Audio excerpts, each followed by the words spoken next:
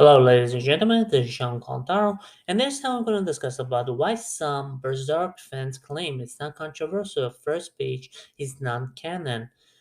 Berserk, famous for its deep story, complex character, which what makes series' first few pages controversial among fans.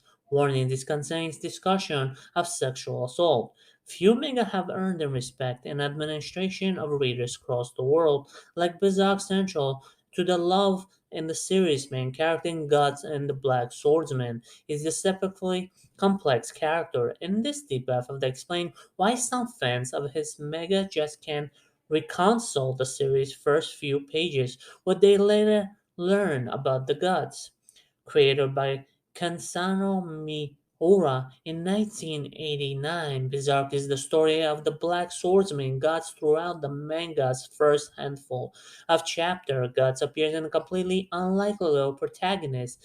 It gets to the point where the only reason he could be considered a hero at all of demons he killed are far worse when he is in the series' famous Golden Age arc. Throughout the readers finally learn how Guts became so cold-hearted.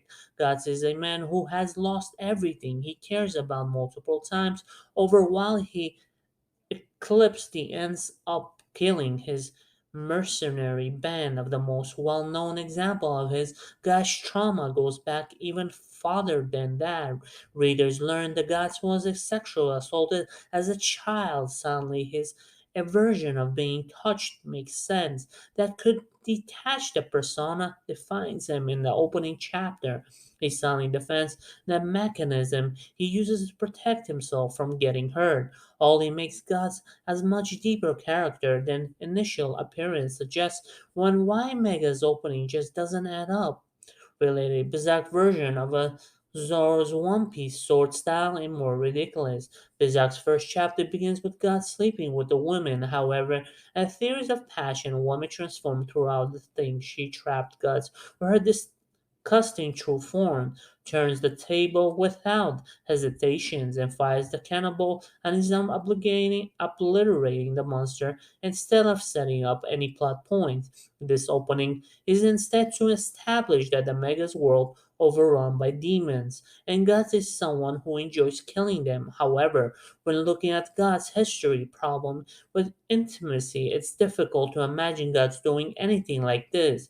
He even trouble letting the actual woman he loves to touch him, so it's odd that he seemingly has no problem hooking up with the demon.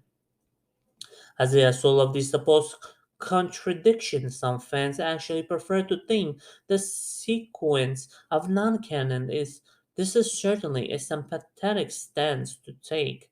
While dark grim things often happen in Berserk, they rarely occur without making some sort of large traumatic point about the character for the world. A traditional scene never reference again does it not set up why significant plot points meaning entirely possible to take scene without changing anything about the series' larger narrative. Bizarre many adaptations seemingly agree with this. In 1997, anime adaptation of the series Golden Age are omitted at this scene entirely important to note that the scene on its own isn't bad a vacuum. It still carries Muri's signature, gorgeous and horrifying artwork. The problem with Berserk's opening pages isn't the issue of quality, it's the offer too much of contradiction for many readers. Regardless and now how view the scene through, it does nothing diminish the legacy or impact of the series as a whole. It's not underestimate to call Berserk once in a lifetime masterpiece. Concerning Mirror Epic might be ultra violent, but it also introspective throughout fully, even if some readers don't care for Berserk's controversial. Opening the series is a work of art that will undoubtedly be celebrated for decades to come. Anyway, guys, I hope you enjoyed this episode. Don't forget to subscribe and stay tuned for new episodes.